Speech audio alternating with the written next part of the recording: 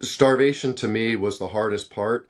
But like I said, the longer you starve, the more the other factors that you were dealing with just fine compound. So the isolation, the boredom, the you name it, you know. But the starvation was the hardest part for me.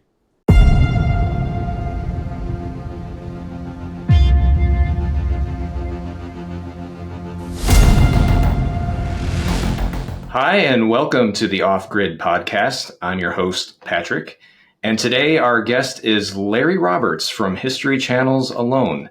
You have successfully survived over 100 days alone in the wilderness, which begs the question, how do you find yourself in that position? How did you get started in wilderness survival, and what made you think, you know what, I gotta go and be alone in the woods for a long time? Well, I've always been interested in Native Americans and their way of life. I just think they have a very um, fantastic connection with nature and this planet and stuff. And I don't know, even, I mean, just as a young kid, I've always been interested in them. I studied when I was growing up as best I could. Excuse me. I studied as best I could while I was growing up. Even took a little bit of, a few college classes and stuff like that. But I got married, I had kids, kind of put that on the back burner. But then a lot of these survival shows started coming out on TV. And, you had Man, Woman, Wild. You had, I can't remember what Bear Grylls show was called. But then, I mean, even all the way down from, like to Survivor, Naked and Afraid, all these different things. And I thought, wow, there's other people out there that have this interest that I have, and I had no idea there was this subsection of the population that were interested in this. So I started really studying hard. That's when I started first getting into YouTube, like watching videos and watching TV like crazy. But then I had already had a little bit of a knowledge base, but then I started to expand on that knowledge base. Like I said, watching a lot of YouTube, reading a lot of survival books, watching a lot of TV even. And the way I was able to, for me personally, um, validate a particular skill was I would either watch a video on YouTube, or mostly what I did is I would take a survival book and I would take a skill from that book and I would try to go out back and recreate that. And if I could recreate that in my backwoods, I figured that was a skill that for me, I could do in probably basically any part of the world. So that's the skills that I tried to hone in on. But basically, it was my love for Native Americans, and then all the survival shows started coming out. I did some YouTube, took a basic class from Dave Canterbury, trained for about a year, went back for an advanced class, and then met a gentleman by the name of Josh Chavez, who was on season one. I'm pretty sure that's his last name, but it's been so many years. But he was on season one, and I had taken it. I had taken the advanced class with him, and we had kind of messaged back and forth after he got back from his first season of Alone, and I was really interested because, like I said, all these other shows were coming out. By then, my skills had developed. I thought pretty well, and I thought, what an awesome way to test yourself. I tell people that Alone for me was like my Super Bowl. It'd be like, I kind of equate it to me taking my son to football, or my daughter to softball. And for me, these classes were all practice, practice, practice. But I never had a game. Like my kids always got to have a game and test themselves, but I never had a game. Well, Alone was my game. It was my Super Bowl. And so You, that's you kind of just how I got you started. skip the games and just jump straight into the Super Bowl. Then, yikes! Well, there's not many games out there, right? That's true. I mean, I taught some, I was taught by others, just different things. I was in the community and stuff, but I mean, I just thought, I mean, what an amazing test. If, to be honest, if Naked and Afraid wasn't so dramatic and, the naked part, I guess, but really, what an ultimate test being naked and thrown out into the woods. And obviously they usually dump them into warmer climates and stuff. And I don't want to get naked and get a bunch of bug bites on me and, all different diseases. But alone was for me way better than that. You're literally alone. You run you're filming yourself, and it was for me. I mean, it was like take any scenario. Basically, you're on a shipwreck. You had a helicopter crash, you had anything. I mean, we had maybe a little bit more supplies than those abrupt circumstances, but still for me it was an ultimate test. Yeah, for sure. That would test anybody. You mentioned Native Americans. Is that part of your heritage, or just you think like what inspires you from the Native American culture? Well, I hope it was a past life, because I've done the DNA test and I have absolutely zero Native American in me. I don't know. It was just something that really caught me. I mean, I remember telling my mom when I was a kid, she's like, "Well, what do you want to do when you grow up?" And I'm like, it's not politically correct anymore to say it, but I was like, "I want to be an Indian." And she's like, "Well, you can, those times are past. You can't quite do that. And plus, that's not who you are." But I don't know, just the everything, or not everything, but most things about their culture to me just was art. um, just beautiful. The way they tanned and made their clothes, their beadwork they did. Every animal that they came across, they knew how, and most plants, they knew how to utilize to the fullest extent. And them nap. I would see my grandpa would collect arrowheads sometimes, and then plus you'd see them in books or whatever.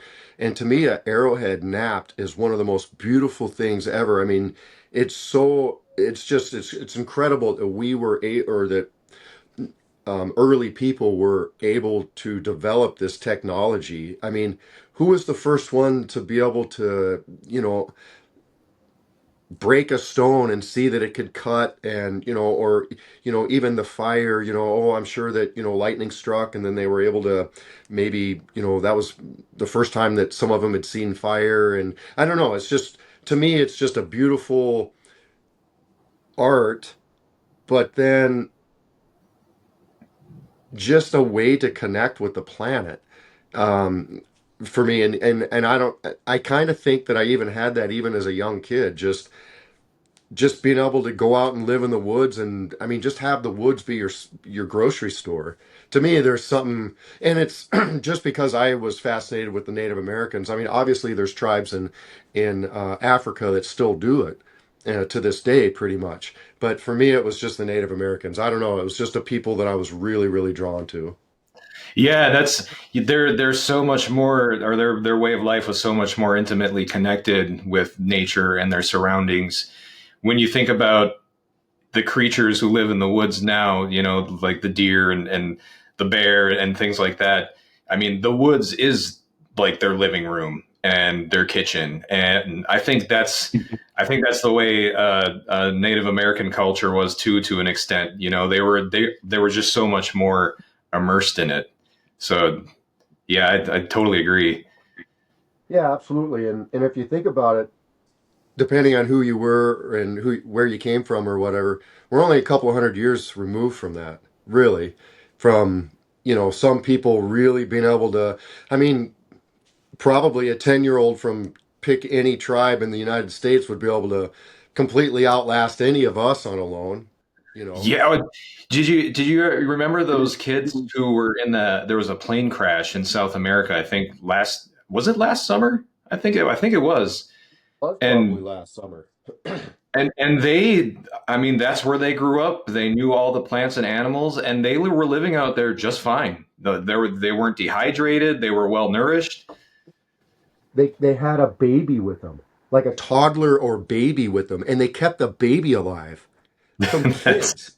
that's It was crazy. insane. Yeah. It is I insane. mean, it's a different environment and stuff like that. But I mean, because I know somebody's going to say, "Oh, it's the tropics. You got stuff growing everywhere." But I don't know. You get dumped out in the middle of, I think it was the Amazon, right? Dumped out in the middle of the Yeah. Amazon, and have all the creepy crawlies. Just have the wherewithal to be able to, just think about all the things we teach about: insulation from the ground, insulation from the element, microclimates, all these things, let alone getting yourself some food.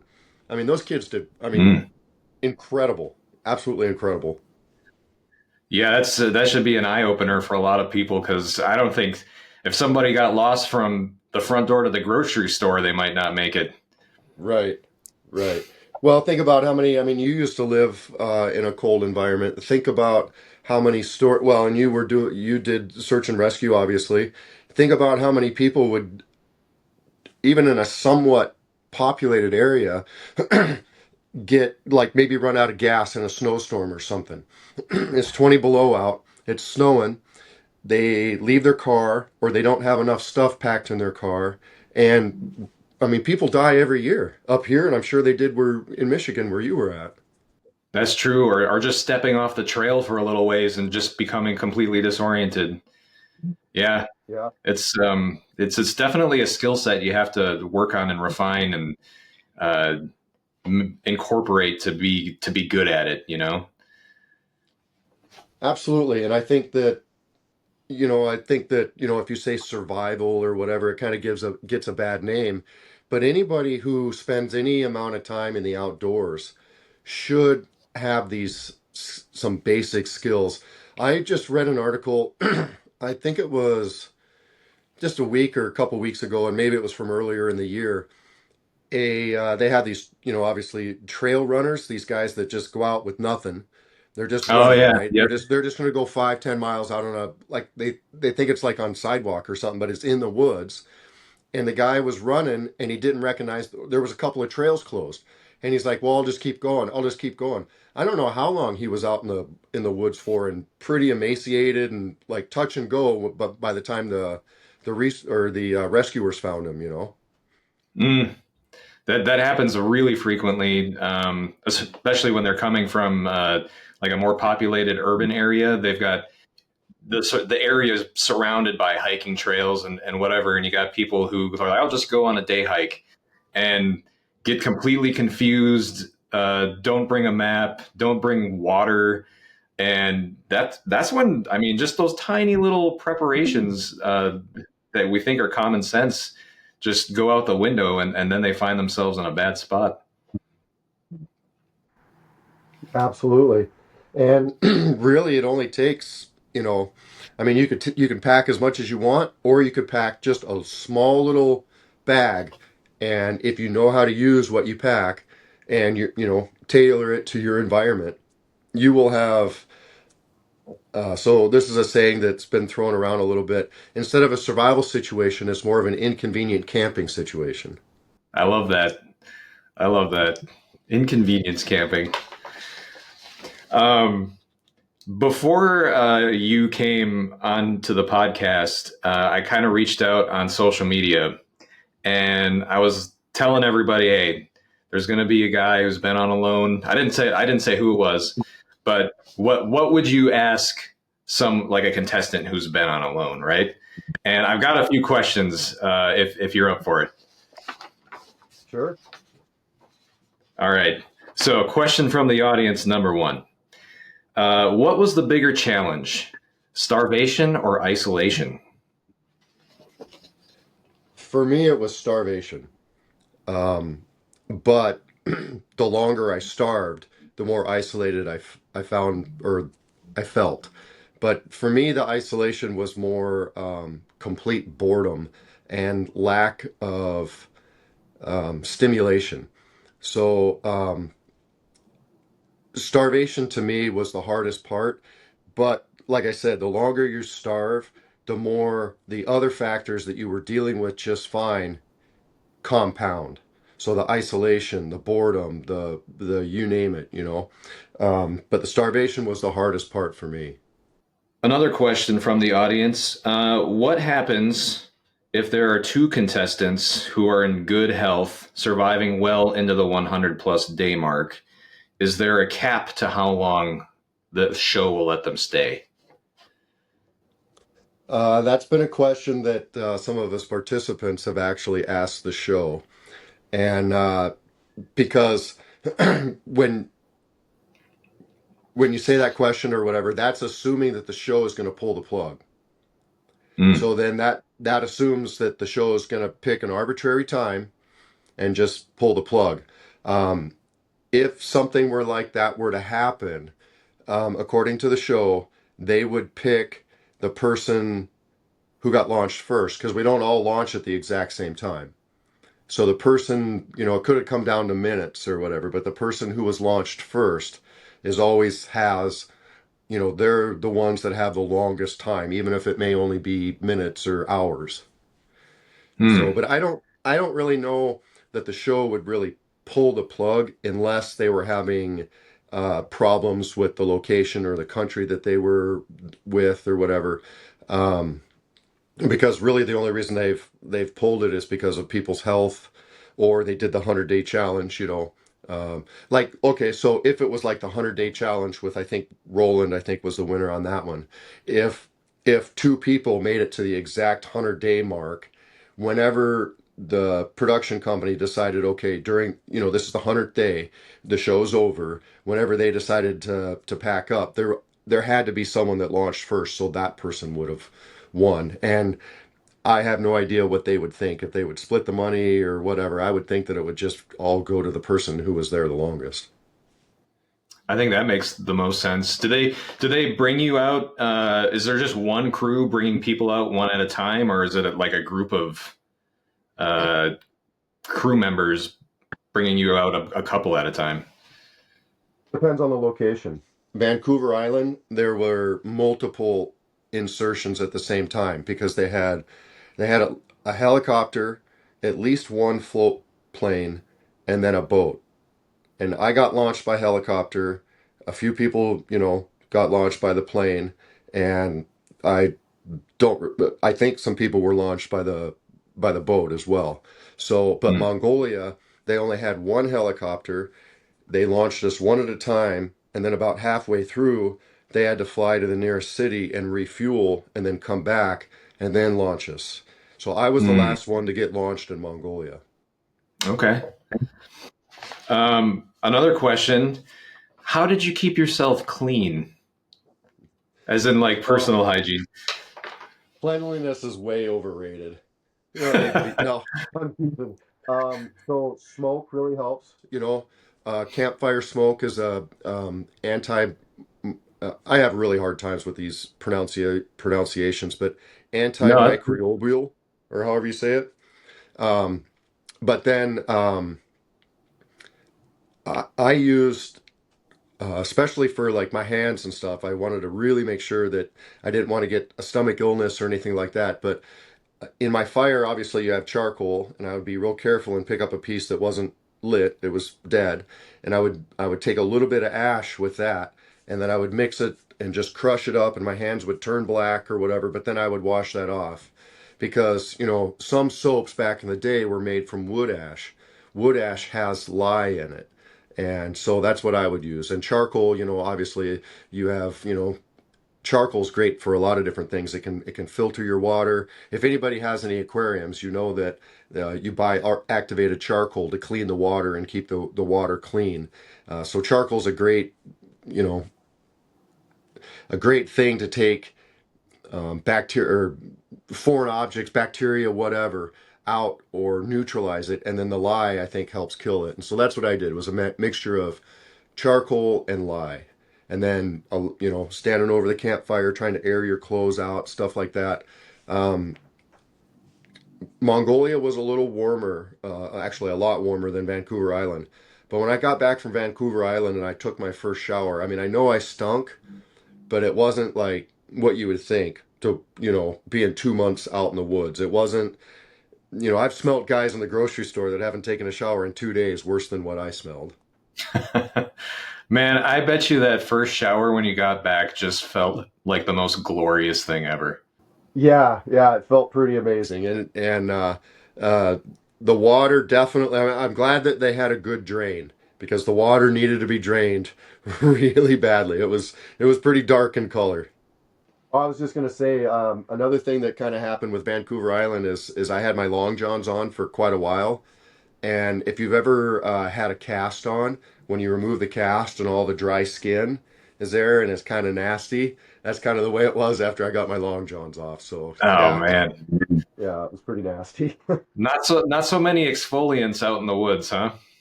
Not really. And, I knew that there was an expiration date on my time out there.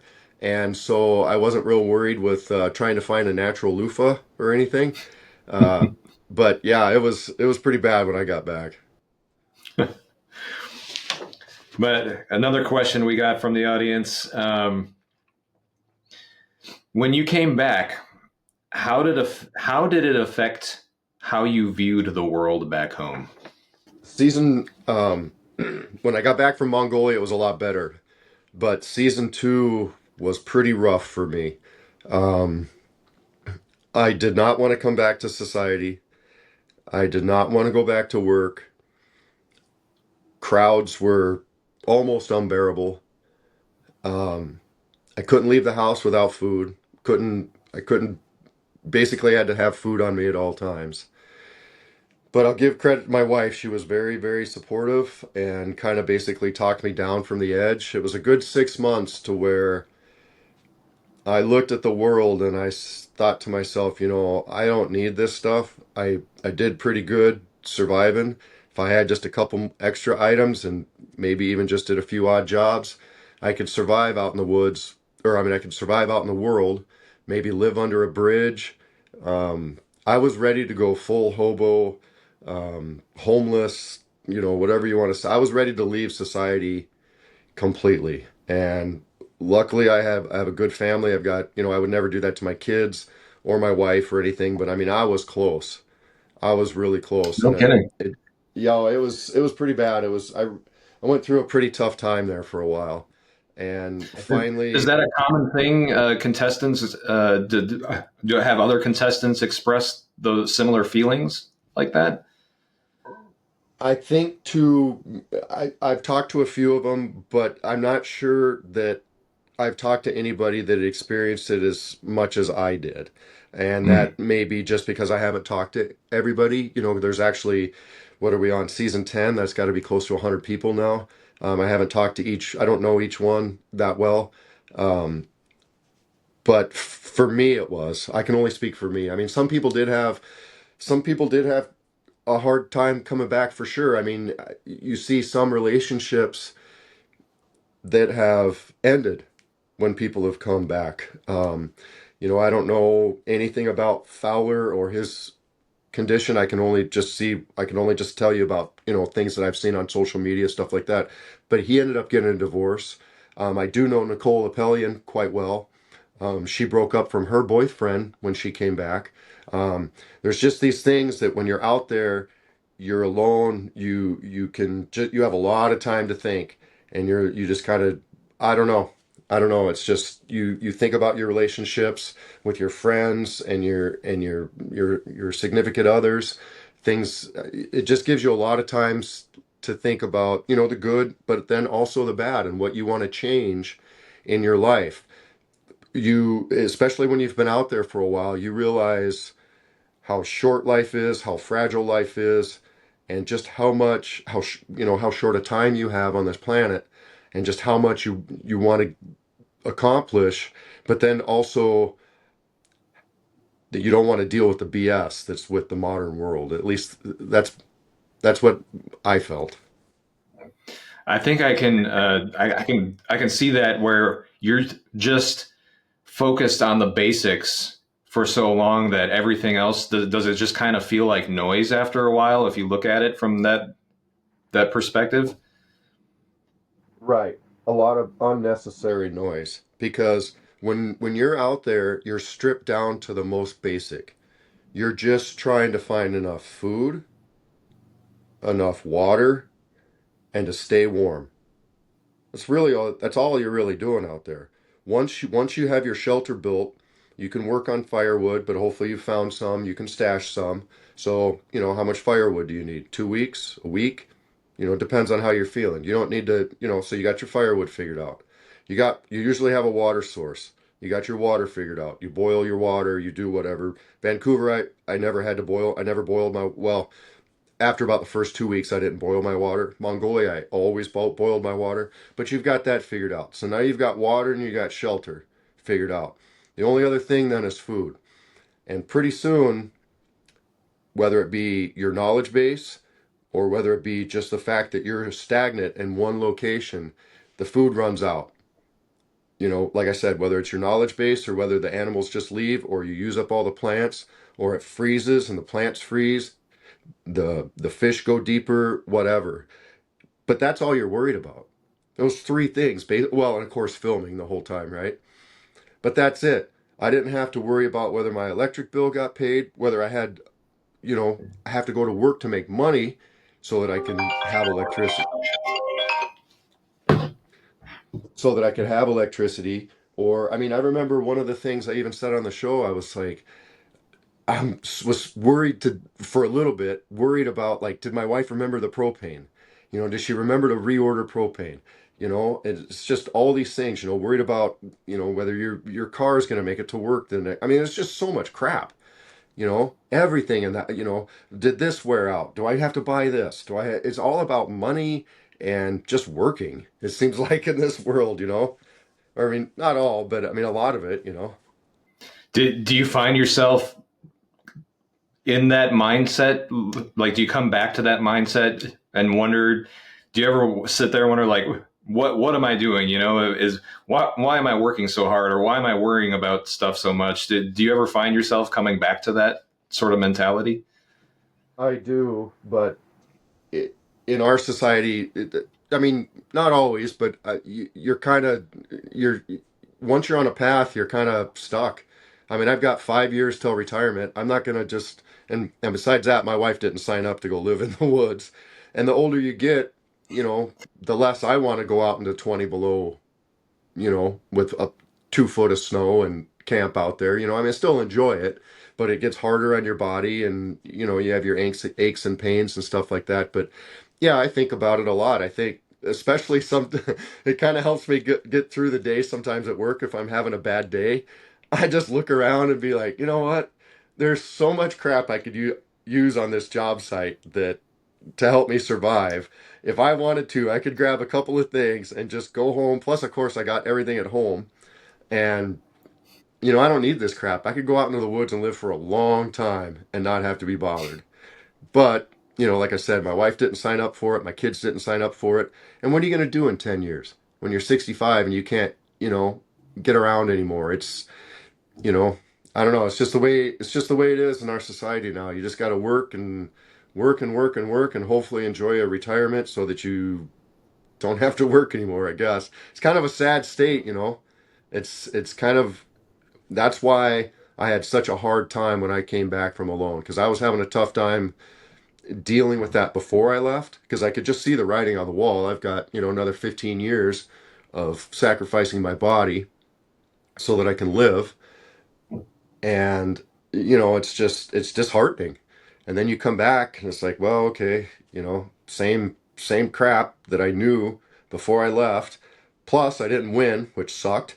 And then, you know, eventually you get over it and you're like, oh, I'm back. I'm back in the groove. But a part of it's always with you. And anybody who lasts as long as you did is a winner in my book, man.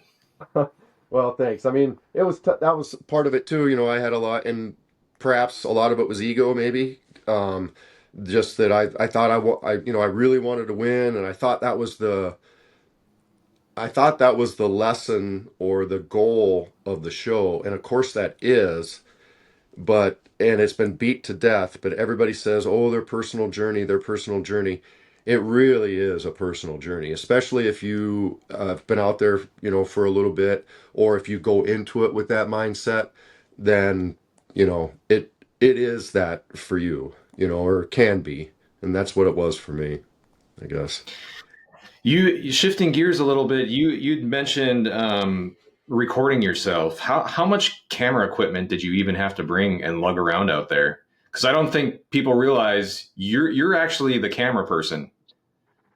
There isn't Absolutely. a crew out there following you around. No, there's not a crew. There is a crew in base camp, and they shoot B-roll, which is, If it's raining and they catch the glistening raindrop coming down, or sometimes, an animal or something like that. But they're way away from us. But yeah, so every day, so we had a main camera that had a shotgun mic on it, which is just a localized mic with a wind sock basically on it. And then we had a microphone type thing that we had to check the battery in the camera, the SD card in the camera, and like I said, our mic. So we'd mic up. But anyway, we had the big camera. Then we had a smaller, almost like a home type camera.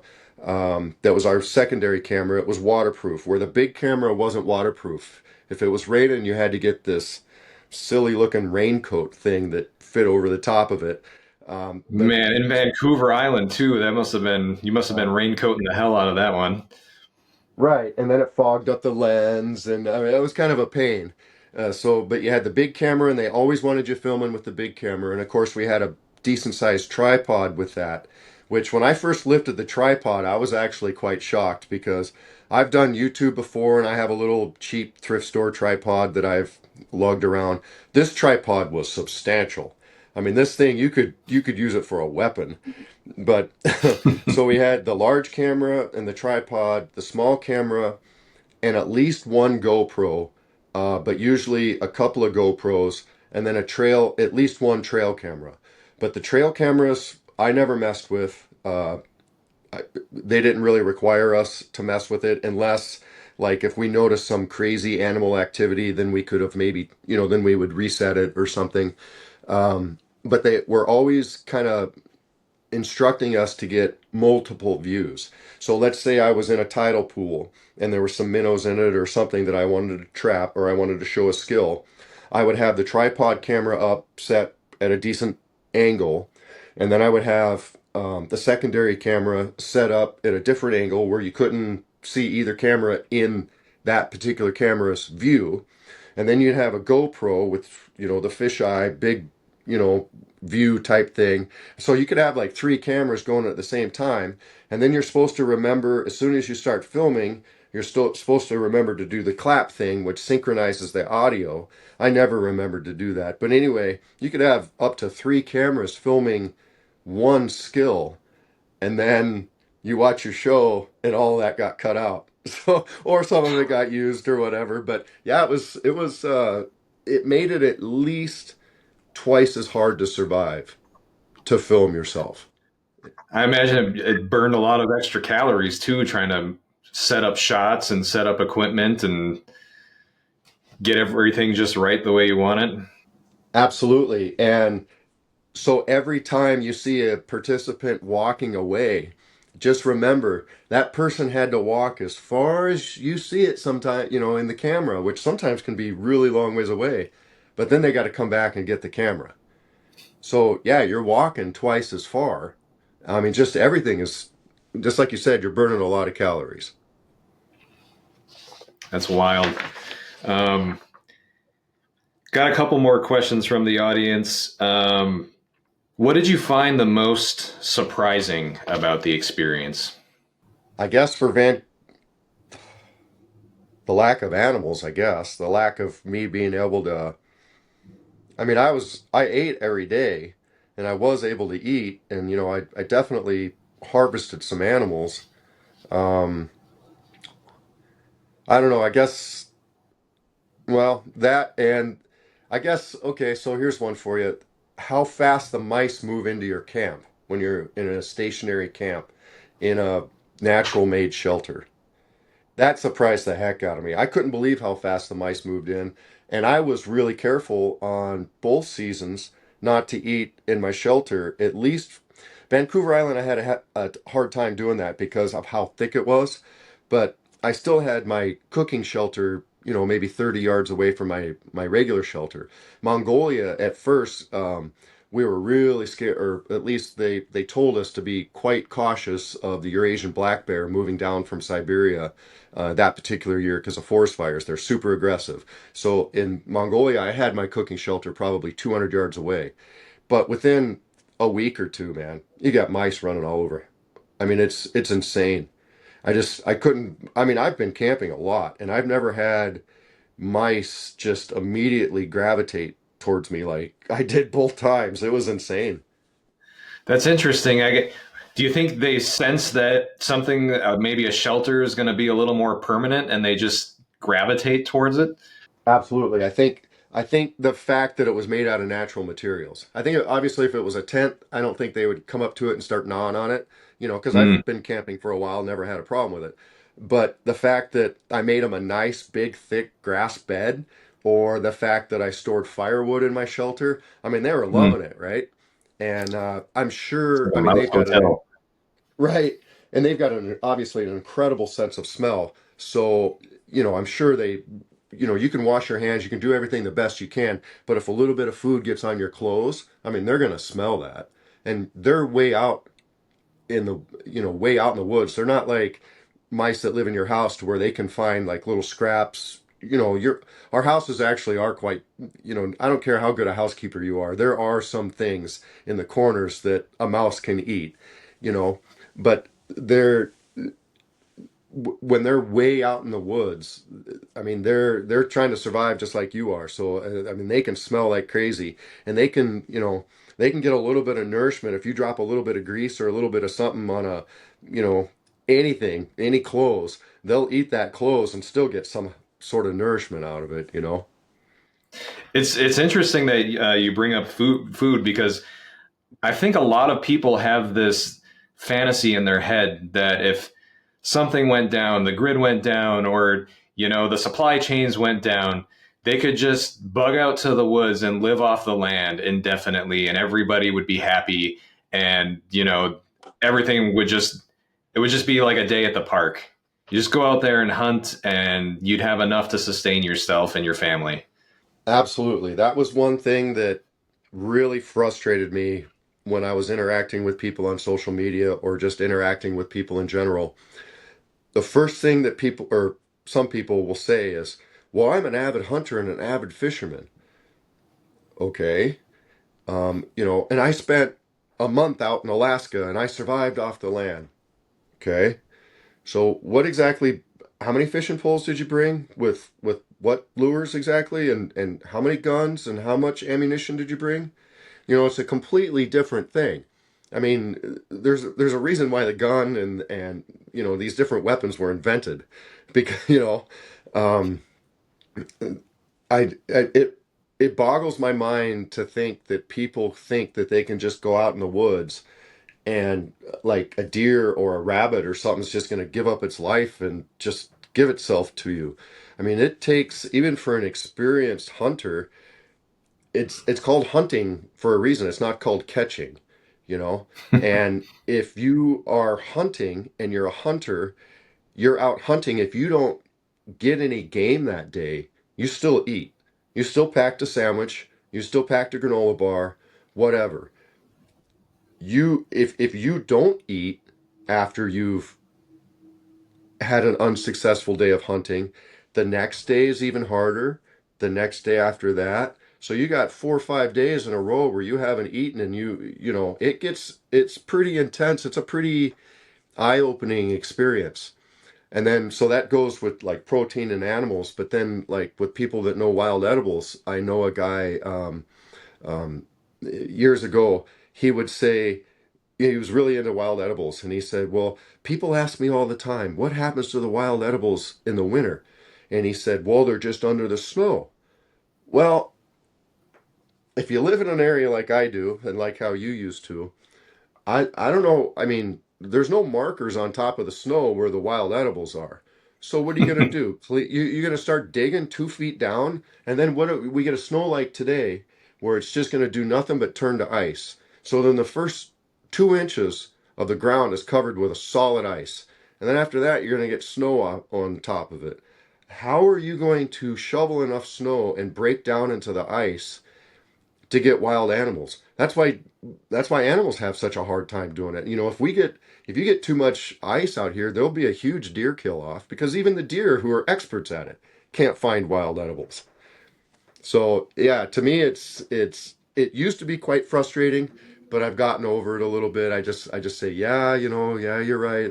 Yeah, you were able to survive out there for quite a while. Great. And it is, a great, accomplishment for a lot of these for a lot of people from what they've done. But it's not quite the same as living out in the woods with no weapons and no modern fishing gear.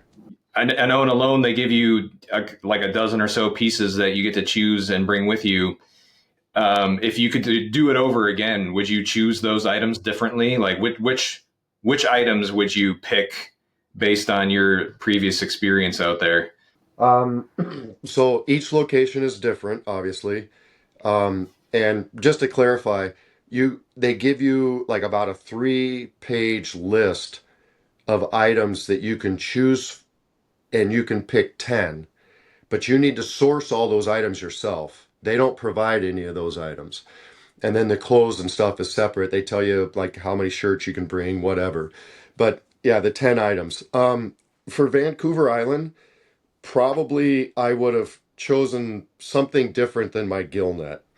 Um, I might have probably taken snare wire potentially instead of my gill net, but I mean, hindsight's always 2020. The gill net worked really good for certain people, but not good for me. I was in a bad spot for a gill net, just like Dave McIntyre, who was the winner of season 2. If you go back and listen to some of his interviews, he talks about how his gill net was just a pain because his area funneled in logs, because there's logging ships going by all the time and they would drop logs. So, and then plus storms and stuff. So there's a lot of debris in the ocean, and it would just be fierce waves driving these logs into your gill net if you didn't move it. So, I mean, if you see stuff coming, then you got to hurry up if you can, move your gill net out of the way, whatever. I think I set my gill net up probably 6 different times and caught maybe 3 or 4 fish on it. So, I mean, that was not, that would took way more calories to deploy than it ever gave me back. But if I would have been like at Nicole's location where she had a salmon run and a salmon river, she had great success with her gill net because she was getting huge salmon. So it just depends on your location. But if I had to go back to my exact same location, I would not take my gill net. For Mongolia, um, I was pretty happy with the items that I took to Mongolia. Um, I'm not sure what I would substitute out in Mongolia. I think I took a pretty good loadout for that particular area. I thought the Mongolia episode was really interesting because it seemed like because it was kind of a like a redemption season, right, for contestants to come back. So I remember watching and seeing people, if they could see that maybe things weren't going to work out that well, instead of suffering through and starving, they're just like, all right, I'm just going to call it. It seemed like there was a lot more wisdom in that season, just in general. You're absolutely right. A few of us talked, uh, mostly Dave Nessia and me and Randy. And after we had tapped, we all basically said the same thing. We said, once the writing was on the wall and the food was running out, we were done. We weren't going to put ourselves through that. And, Dave put himself through probably more than anyone on the entire show has ever put themselves through. I mean, starved himself to like legit concern. I mean, to the point where he could have died, but he could have done like severe organ damage to himself. I mean, he starved himself probably the hardest out of any contestant or participant that I've seen. I haven't watched all those shows, but I mean, it was pretty intense. And and I remember even the night before I launched, I remember thinking to myself, "Oh, I'm going to push myself harder. I know I can push myself harder." As soon as I got on that helicopter, I just I I literally started crying. I'm like, what did I sign up for? I know what I did last time. I know how hard it's going to be. This is going to suck. I launched, got my head in the game. I said, no matter what, I'm going to at least last 30 days. At least. I know I can do 30 days. And I'll stay as long as the food keeps up. Because I was catching fish every day. I did quite well catching fish. And I said, so long as the fish keep running in, and so long, I mean, there was quite a few wild edibles too. And so long as so long as I didn't run out of food, I'd be fine. But once Mongolia started getting cold, the fish started doing different things. They went deeper. They weren't hitting top water, which was what I had, which was grasshoppers. Yeah, I said, I can't do this. I can't put, it was so much it was so psychologically harder the second time. And that's what Dave Hmm. said. That's what Randy said. I'm pretty sure the Brit said the same thing. Um, yeah, it's definitely tougher psychologically the second time. And you're right. We were all like, no, we put our bodies through this and our minds once before. We're not gonna do this. We're gonna have a good time. And that's why the producers even said they're like, it was amazing how many of you guys went for walks before you tapped. And I was like, yeah, I wanted to explore because Mongolia, we had a lot, well, it was easier to get through our area. So Vancouver Island, there's no way I wanted to do a walk. It was treacherous and just super thick. But Mongolia was quite a bit more open, and I could see this huge ridge line and whatever. I wanted to do a nice big walk, and that's what a few of us did before we tapped. It was we saw the writing on the wall. We're done. We're going to make the most out of this experience that we can. We're going to push ourselves, but not near as hard as we did the first time. What's the most dangerous scenario you found yourself in either of those places, Vancouver or Mongolia? Was there a point where you thought to yourself, like, whoa, this is really a life threatening moment for me? Vancouver Island, when so Vancouver Island, every my food all depended on the tides of the ocean. So low tide specifically, and a lot of times low tide for me, like low tide, happened for me at night. So I would wake up in the middle of the night and go check my trot lines, but then also I would harp because it was low tide. I could get to more shellfish at that particular time, and I had this at my second location. I had this horseshoe cove thing that was rocks, horseshoe rocks. And I remember climbing out onto these rocks, and there was this one kind of sheer edge that I had to pass and get around it, and then I could get to more shellfish that I hadn't harvested. Well, it's the middle of the night, it's raining, the rocks are all covered with slimy seaweed, the waves are crashing, and the ocean was probably at least 20 feet deep where I was at. I had my rubber boots on, all my wool clothes on, and I remember climbing across this rock cliff face basically, thinking if I slip here and I go in that water, I'm probably not coming back out. And that was scary. That was really eye opening. It doesn't mean I didn't do it a few more times, but that was the point where my heart was in my throat. I was like, man, this is legit dangerous out here because ain't no way there. I mean, you can push that red button all you want, but in your if you're in that Vancouver icy cold water and your rubber boots are dragging you down to the bottom, or the seaweed's wrapping around your neck or whatever. I mean, because there was bull kelp everywhere. I would have gotten tangled up. Maybe, I don't know. Your mind goes a mile a minute, but that was the most dangerous thing that I encountered. Is there a contingency in place for emergencies? Are they pretty responsive with things like that? Like if you went into the water and maybe you didn't even get a chance to push the button, how would they even know? They wouldn't. You'd die. Point blank. That's it, huh? I I've thought about it a lot, and I don't mean to make it like super dramatic or anything like that, but there's no way they could have got to us in time. They're miles away. I mean, they're not out there patrolling. They're Hmm. miles away. The boat captain's miles away. They don't have a helicopter on standby. They didn't have a. Finally, towards the end of Vancouver Island, or towards some of the other seasons, from my understanding, they had the boat captain on standby. But I mean, it would have taken him by the time he woke up out of bed and got his boat together. He driven down to the harbor, got his boat, driven it out to us. An hour and a half. Yeah, there's no way. No, I mean even if they had a helicopter on standby. I mean think about how. I mean I'm not an expert by any stretch about the helicopter, but it's got to take at least.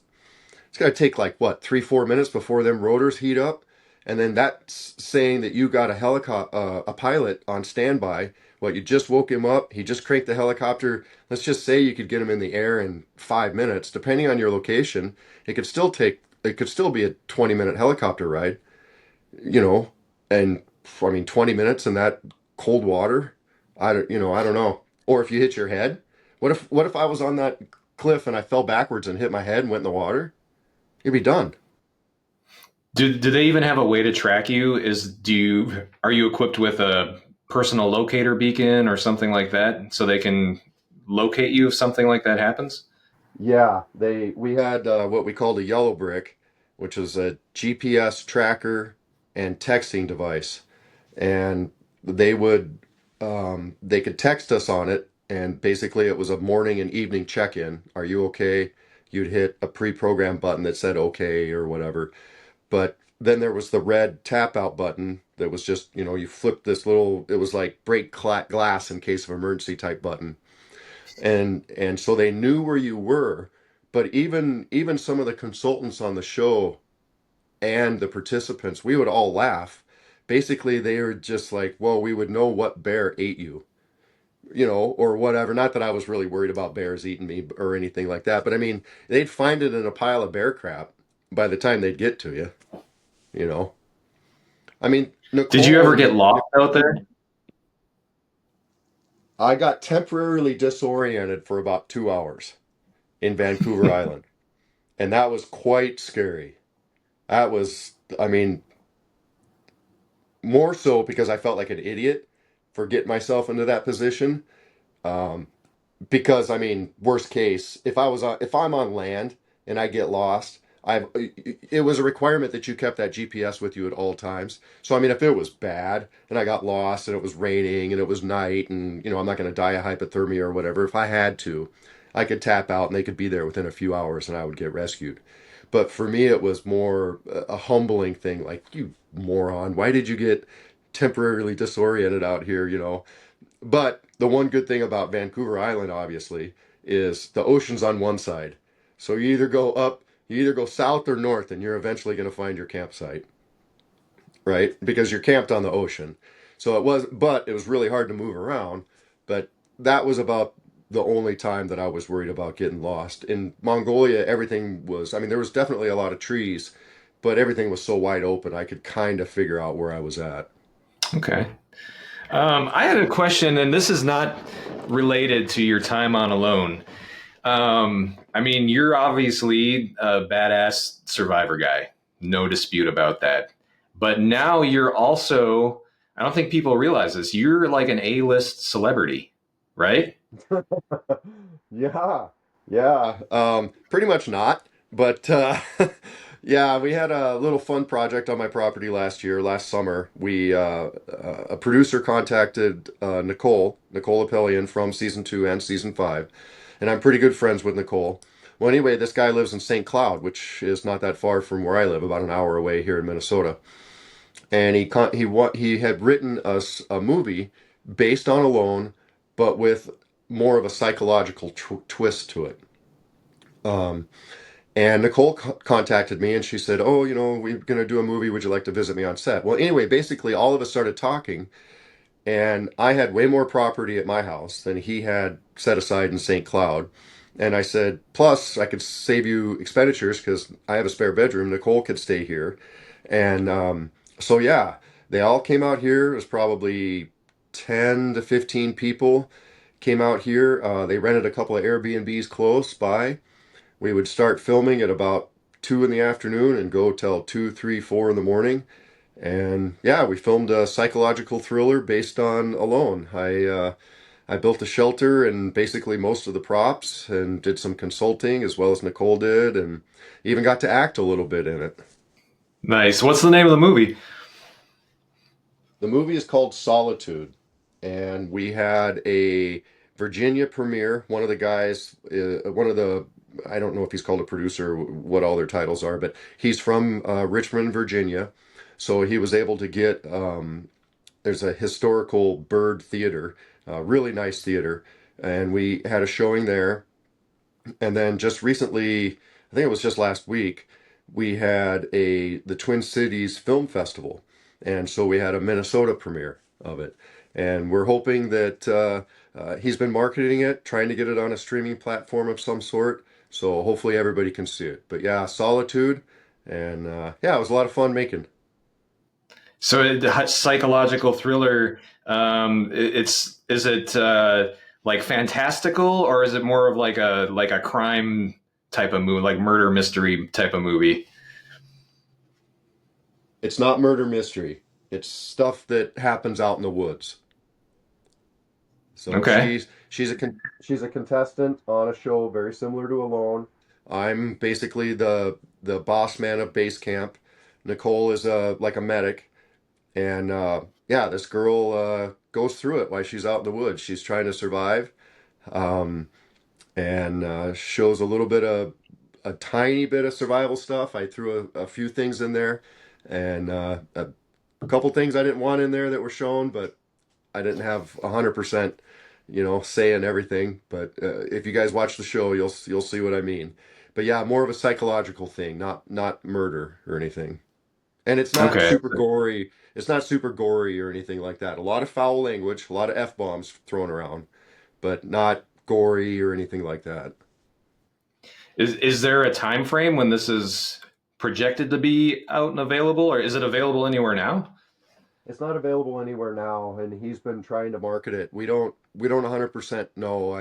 I didn't realize this about the film business, but there are some films actually that have been quite popular that have taken 2 to 3 years to sell. And Hmm. so I mean, we're in the first year. Hopefully someone will pick it up, but we're somewhat optimistic about it, but it just takes time. If you could give your ultimate piece of survival wisdom, what would that be? Well, obviously train with the gear that you purchase. So a lot of people purchase gear, you buy a survival kit or whatever, and then they keep that kit, they never use it, and because it's a survival kit, they think they have everything in there that they need. But whatever survival kit, whoever you follow, whatever tools you think you need, when you get them, make sure you practice with them. So if you get to be somewhat proficient in the basic skills, fire, shelter, finding water, things like that, I would think food procurement would be pretty low on that list because, hopefully you're not living out in the woods. Hopefully you're just trying to inconvenient camp until the rescuers find you. But for me, what I've always said is the ability to problem solve. So for me, that's something that I look for in the guys that I work with. I run a crew at work where I'm a construction worker, and the good guys I can always tell they can problem solve. If there's some sort of problem and we don't have the part or whatever, and we brainstorm ideas back and forth, if the guy comes up with some good ideas, I can tell he's going to go far in the trade usually. And I would equate that the same way with survival, because you only train for certain things. You can't think of every single scenario that comes up, and you can't know every single plant. You can't know every single thing there is to know about survival, but you can brainstorm and you can problem solve. If this particular plant or this particular whatever, if this particular plant or tree exhibits the same um, characteristics as the one that I know, then that means this one will probably perform similar or the same. In other words, fire. You want to be real careful with, food and stuff like that, wild edibles and stuff like that. It sometimes applies that way, but you got to be real careful about that. But if like a certain plant has a real strong bark, well then, and it's different, something that I've never seen before, but I know it's got a strong bark and it's got certain characteristics. I can make cordage out of it. But anyway, just problem solving. It's like, man, I always make my shelter this way, but I don't have this particular thing this time. Well, you just think about it and you think, how can I recreate this out in the woods, or what do I have in my pack that I can repurpose to make that? So for me, I think really, once you get your core knowledge, problem solving is really a huge, huge deal for survival. What are those core? What do you think are like the foundation core knowledge skills before somebody would feel comfortable being able to problem solve? Like what's a good solid foundation of skills? Well, for me, a little bit of it is environment, environmentally driven, right? So if I'm living in Arizona, probably finding water in the canyons or finding water in the desert is going to be a pretty high priority. But in my opinion, you probably still need fire in order to purify that water to be 100% safe. So I would definitely say fire, shelter. And when I say shelter too, it's not just like making natural shelters or can I make a debris shelter or debris hut or anything like that. It's the theory of shelter. It's creating a microclimate. It's insulating yourself from anything that can rob heat away from you. You can build the greatest shelter in the world, but if you're sleeping on the ground, you're still going to get hypothermia. So it's, you know, shelter and you don't have to know how to build every single shelter out there, but basic shelter, basic fire, basic knife handling skills is huge. Being able to handle your razor sharp knife out in the woods without being worried about cutting yourself, how you sheath and put your knife back in to get in. That's why when I teach classes, there are certain things that I'll have the students start off with right off the bat. And it never fails. I can tell exactly how well or how good you are with your knife. I make them make a tent stake. I demonstrate it. I say, okay, here's a branch. I'm going to cut it here and here with my handsaw. Or if it's just knife only, I'm going to beaver chew. I'm going to, whatever. I'm going to harvest this piece of wood. Now I'm going to carve a point on it. And all the time I'm watching them, how they interact with this knife. Why they're, are they crazy with it, or are they controlled and slow with it and methodical? Do they know how to use it? Do they know the right hand grip, or are they all kind of contorted? Is it a brand new knife? They don't know what they're doing, or is it a knife with, and God bless everybody's knife choice, but is it a knife wrapped with paracord to where you're going to get hot spots making a feather stick or sharpening a point within a minute, you know? So I can see how they sharpen their point, and then I have them do basically just an like a 7 notch or an L notch in the back of it to capture the cord for the steak. I can see how well do they know how to use their knife as a push cut.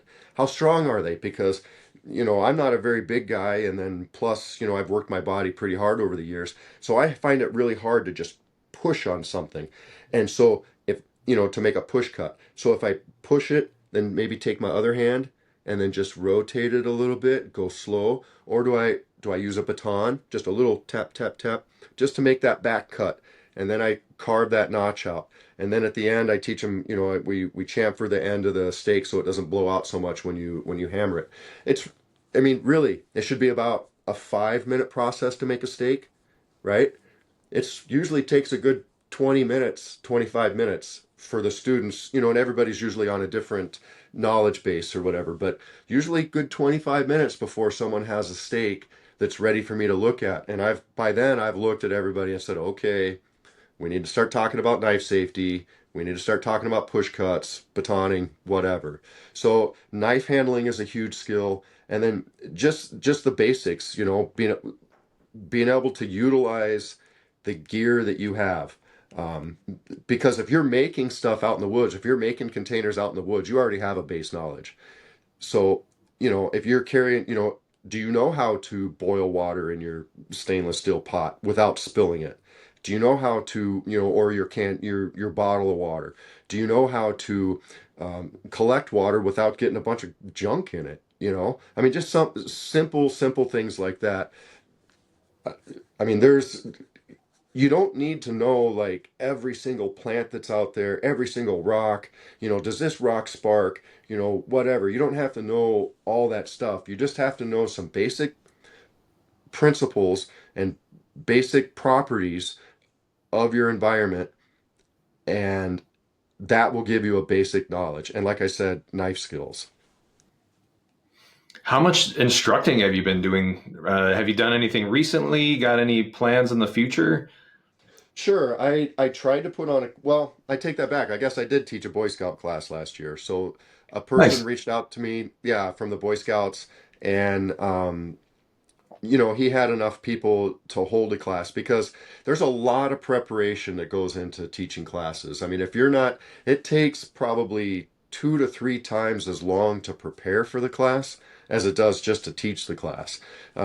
First of all, I mean, if you're not, and I'll be perfectly honest, I know how to do, I mean, I feel very confident in my skill base, but I also know that if I'm going to teach somebody that, I need to brush up on my own skills for at least a little bit. I need to get my just knife, just make sure I'm doing everything correctly and get my mind back into that mindset again. So it takes a certain number of students for me to be able to have a class. So the Boy Scout thing worked out, but then there was a few other people that wanted a class, but I just couldn't get, I think I probably had 5 or 6 people that, and which I could have had a class on board to do one, but not everybody has the same schedule. And I don't have that big of a presence to where there's hundreds of people trying to seek me out, to where I can schedule classes on a regular basis like that.